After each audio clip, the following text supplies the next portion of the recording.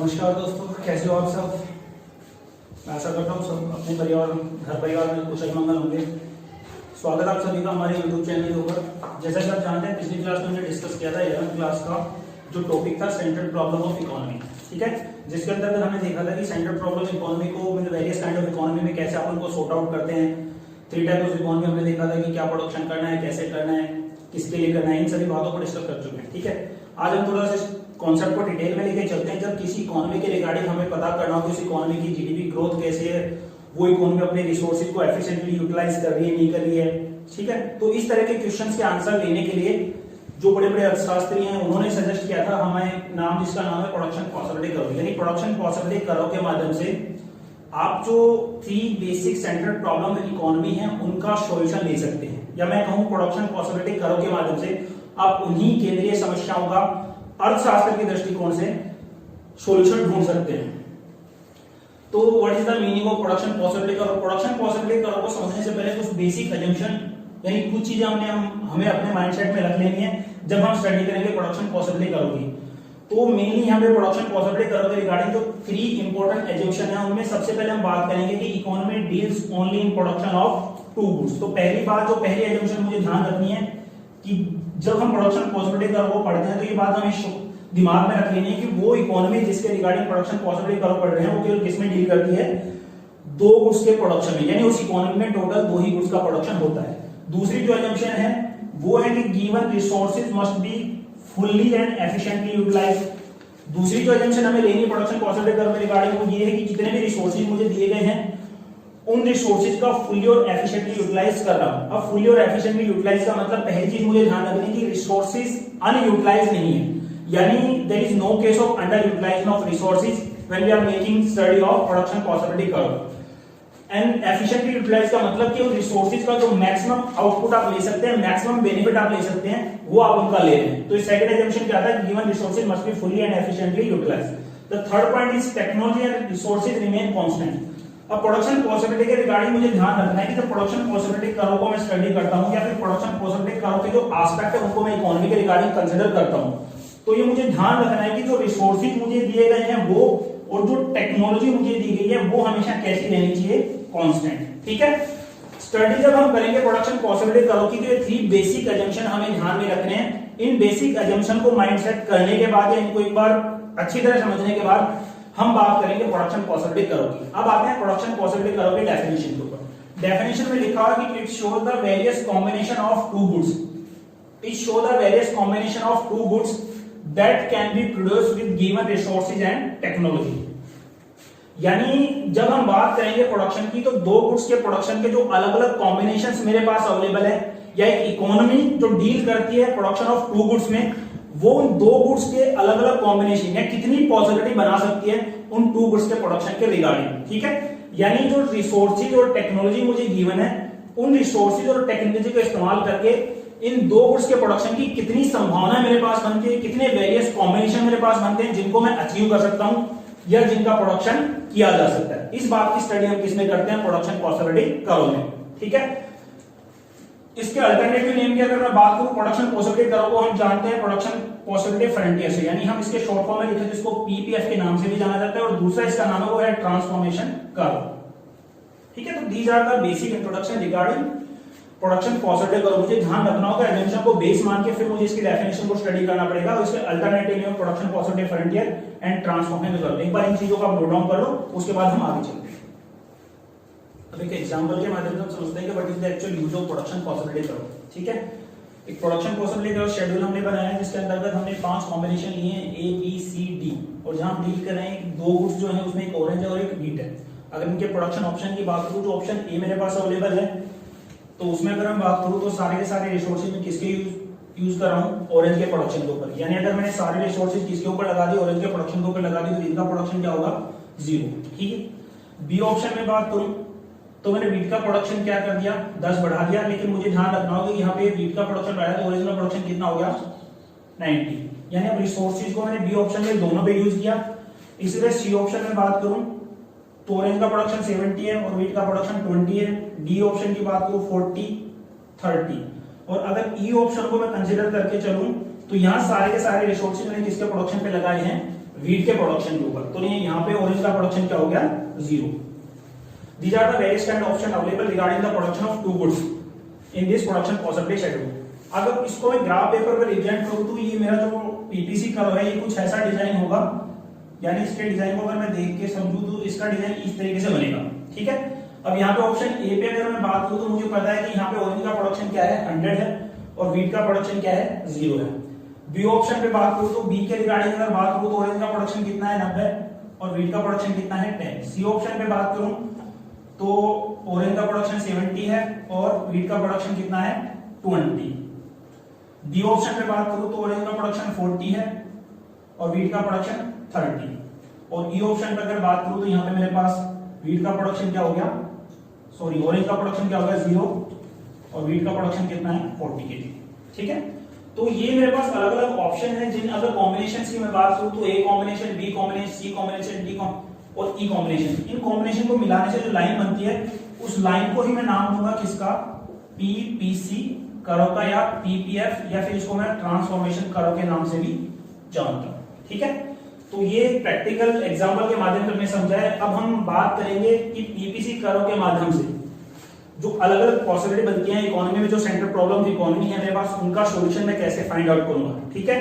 तो एक बार इसको आप नोट डाउन कर लें, उसके बाद हम आगे चलते हैं। अब हम बात करते हैं पीपीसी एंड वर्क टू प्रोड्यूस। पीपीसी एंड वर्क टू प्रोड्यूस का मतलब क्या था, वर्क टू प्रोड्यूस में हमने डिस्कस किया था कि किन चीजों का उत्पादन करना है, ठीक है। अब अगर पीपीसी को बेस मान के इस प्रॉब्लम को मैं कंसीडर करूं तो मुझे ध्यान रखना होगा कि पीपीसी कर्व को हमने आइडेंटिफाई किया था, जब इसको एनालाइज किया था तो मुझे पता लगा था कि यहाँ प्रोडक्शन कितने गुड्स का हो रहा है, 2। और जो एजम्पशन हमने पढ़ी थी उसमें ये भी लिखा था कि resources must be fully and efficiently utilised, ठीक है। अब अगर इसमें बात करूं तो मुझे ध्यान रखना है, जब मान लो इस एग्जांपल के माध्यम से अगर इस चीज को मैं समझने की कोशिश करूं, क्योंकि रिसोर्सेज मेरे पास क्या है, लिमिटेड है, तो ऐसे में पॉसिबल नहीं हो सकता कि मैं दोनों गुड्स का प्रोडक्शन एक साथ इंक्रीज करूं, ठीक है। यानी अब मैं ऑरेंज से अगर कुछ रिसोर्सेज निकाल के वीट के ऊपर शिफ्ट करूंगा तो मुझे पता लगेगा कि अगर ऑरेंज का प्रोडक्शन क्या होगा, कम हो गया, और वीट का प्रोडक्शन क्या होगा, इंक्रीज हो जाएगा। ये मुझे ध्यान रखना है कि रिसोर्सेज मेरे पास क्या है, लिमिटेड है, तो इन द सेम टाइम दोनों गुड्स का प्रोडक्शन आप नहीं बढ़ा सकते, ठीक है। सब्जेक्ट टू अगर टेक्नोलॉजी आपकी क्या है, कांस्टेंट नहीं है। तो अगर टेक्नोलॉजी कांस्टेंट है तो उस केस में पॉसिबल नहीं होगा कि उसी डायरेक्शन में उन्हीं गिवन रिसोर्सेज आप दोनों वीट और ऑरेंज का प्रोडक्शन एक साथ इंक्रीज कर ले, क्योंकि रिसोर्सेज क्या है, लिमिटेड है। तो ऐसे में अगर आपको वीट का प्रोडक्शन इंक्रीज करना है तो आपको ध्यान रखना होगा आपको ऑरेंज का प्रोडक्शन क्या करना पड़ेगा, कम करना पड़ेगा। क्लियर है चीज। अब बात करें पीपीसी के रिगार्डिंग कुछ पॉइंट्स हमें मेंशन किए गए। अगर हम बात करें जो वर्क टू प्रोड्यूस वाली प्रॉब्लम इसके रिगार्डिंग, ठीक है। जब हम पीपीसी कर्व की बात करते हैं, जो कर्व की जो लाइन है इस पे जितने भी पॉइंट हैं, ये पॉइंट मुझे शो करते हैं कि इस पर्टिकुलर डायग्राम के ऊपर, इस पर्टिकुलर लाइन के ऊपर जो रिसोर्सेज हैं वो पूरी तरह क्या कर लिए गए हैं, यूटिलाइज कर लिए गए हैं। यानी इनका मैक्सिमम यूटिलाइजेशन जो मैं कर सकता था वो इस लाइन पे मुझे क्या करा है, शो करा है। अगर बात करें पॉइंट जो पीपीसी कर्व के अंदर है, तो इस पॉइंट के माध्यम से मुझे ध्यान रखना है कि ये जो पॉइंट पीपीसी कर्व के अंदर है ये मुझे बता रहा है अंडर यूटिलाइजेशन ऑफ रिसोर्सेज। मुझे ध्यान रखना है कि जो पॉइंट पीपीसी कर्व के अंदर है वो मुझे बता रहा है कि अंडर यूटिलाइजेशन ऑफ रिसोर्सेज है। अगर यहां से मैं बात करूं इस पॉइंट के ऊपर, तो अगर मैं रिसोर्सेज को एफिशिएंटली यूटिलाइज करूंगा तो मैं पीपीसी कर्व को राइट की तरफ शिफ्ट कर सकता हूं, यानी मैं प्रोडक्शन बढ़ा सकता हूं अगर मैं रिसोर्सेज को पूरी तरह यूटिलाइज करूं। अब एक पॉइंट ऐसा है जो पीपीसी कर्व के बाहर है, यानी पॉइंट ऑफ ओरिजिन से क्या है, बहुत ज्यादा दूर है। तो इस पॉइंट ऑफ ओरिजिन से जो पॉइंट दूर है इसको हम कहेंगे beyond the reach. Beyond the reach का मतलब पीपीसी कर्व के रिगार्डिंग अगर मैं बात करूं तो जो पॉइंट पीपीसी कर्व के बाहर है उस पॉइंट तक पहुंचना मेरे लिए पॉसिबल नहीं है, क्योंकि पीपीसी कर्व के ऊपर जितने भी रिसोर्स मेरे पास थे उनका मैं फुली यूटिलाइजेशन कर चुका हूं। अगर इस केस में मुझे पॉइंट जी तक पहुंचना है तो या तो मैं क्या करूं, रिसोर्सेज को इंक्रीज करूं, या फिर मैं टेक्नोलॉजी को क्या करूं, इंप्रूव करूं। अब subject to the assumption of PPC curve, क्योंकि रिसोर्सेज क्या है, पूरी तरह आप यूटिलाइज कर चुके हैं, टेक्नोलॉजी आपकी कांस्टेंट है, तो उस केस में जो पॉइंट जी है, जो पॉइंट ऑफ ओरिजिन से बहुत ज्यादा दूर है, पीपीसी कर्व के बाहर है, उसको हम कहेंगे बियॉन्ड द रीच, यानी वो हमारी एक्सेस में नहीं है, उस पॉइंट तक नहीं पहुंचा जा सकता। ये सारी की सारी चीजें एग्जाम पॉइंट से बहुत इंपॉर्टेंट है, एक बार इनको नोट डाउन कर लीजिए, फिर आगे बढ़ते हैं। अब हम बात करते हैं PPC and how to produce. अगर हाउ टू प्रोड्यूस की बात करें तो यहाँ पे मैंने बात की थी कि जो चॉइस ऑफ टेक्निक है रिगार्डिंग प्रोडक्शन वो आपको यहाँ पे सिलेक्ट करनी होती है। यहाँ पे हमने देखा था कि अगर आप लेबर इंटेंसिव टेक्निक के साथ जाते हैं तो मे भी हो सकता है आप सोशल जस्टिस को क्या करें, इंक्रीज कर दें, ठीक है, लेकिन उस इकोनॉमी में जो डिमांड है उसको शायद आप मीट आउट ना कर पाएंगे। वहीं अगर आप कैपिटल इंसेंटिव टेक्निक की तरफ जाते हैं या मशीनों से प्रोडक्शन करते हैं तो हो सकता है कि आप जो मार्केट की डिमांड है उसको मीट आउट कर दें, लेकिन कहीं ना कहीं आप अनएम्प्लॉयमेंट को क्या करेंगे, इकोनॉमी में बढ़ा देंगे। तो इस केस में जीडीपी ग्रोथ मेरे ख्याल से पॉसिबल है, लेकिन जो डेवलपमेंट है, जो लिविंग स्टैंडर्ड इंप्रूव होना चाहिए वो शायद आप कैपिटल इंसेंटिव टेक्निक के साथ नहीं कर पाएंगे। तो अगर मैं पीपीसी के रिगार्डिंग इसको कंसीडर करूं तो मुझे ध्यान देना होगा कि अगर मैं पीपीसी के रिगार्डिंग बात करूं तो इस पर्टिकुलर फ्रंटियर के ऊपर मुझे पता लग रहा है अगर ऐसे में मैं टेक्नोलॉजी क्या करता हूं, इंक्रीज कर देता हूं तो मेरा जो पीपीसी करो क्या होगा, बाहर की तरफ शिफ्ट हो जाएगा, ठीक है। अब ये जो अंदर वाला पीपीसी फ्रंटियर ये मुझे बता रहा है कि आप यहाँ पे लेबर इंटेंसिव टेक्निक के साथ हैं जो कि क्या है, लेस एफिशिएंट है, ठीक है। वही जो आपने मॉडर्न टेक्नोलॉजी या मैं कहूं कैपिटल इंसेंटिव टेक्निक यूज की वो क्या है, फुल्ली एफिशिएंट है। लेकिन जैसा हमने बताया कि जो प्रॉब्लम इकोनॉमी में है, जब आप बात करते हैं जैसे इंडिया जैसी जो मिक्स इकोनॉमी के पैटर्न को फॉलो करते हैं तो उस केस में मुझे जो चॉइस ऑफ टेक्निक है रिगार्डिंग प्रोडक्शन वो बहुत ध्यान से सिलेक्ट करनी होती है, और पीपीसी मुझे इस choice of selection of technique को फाइंड आउट करने में हेल्प करता है। फिर से रिपीट कर देता हूं, लेबर इंसेंटिव टेक्निक के साथ क्या करेंगे, आप लेस एफिशिएंसी रहेगी, आपकी प्रोडक्शन आप उतना नहीं ले पाएंगे, मैक्सिमम यूटिलाइजेशन रिसोर्सेज का नहीं कर पाएंगे। लेकिन अगर आप कैपिटल इंसेंटिव टेक्निक के साथ जाते हैं तो आप प्रोडक्शन मैक्सिमम ले सकते हैं, रिसोर्सेज का मैक्सिमम यूटिलाइजेशन कर सकते हैं, लेकिन कहीं ना कहीं इकोनॉमी में क्या करेंगे आप, अनएम्प्लॉयमेंट को इंक्रीज कर देंगे जो कि लोगों के लिविंग स्टैंडर्ड को नीचे ले जा सकती है। यानी ग्रोथ तो यहाँ पे हो जाएगी, लेकिन जो डेवलपमेंट की हम बात करेंगे, लिविंग स्टैंडर्ड में इंप्रूवमेंट की बात करेंगे, वो चॉइस ऑफ टेक्निक से बहुत ज्यादा इफेक्ट होती है, ठीक है, समझ में आ गया। अब हम बात करते हैं PPC and for whom to produce. यानी यहाँ पे मुझे देखना है कि मैं प्रोडक्शन कौन से सेक्शन के लिए करूंगा, रिसर्च के लिए करूंगा या फिर पोरर के लिए करूंगा, ठीक है। इसको समझने से पहले मुझे दो चीजों का ध्यान रखना है कि किसी भी इकोनॉमी में जो ग्रोथ की हम बात करें वो डिसाइड होती है दो चीजों से, सेविंग और इन्वेस्टमेंट से, ठीक है।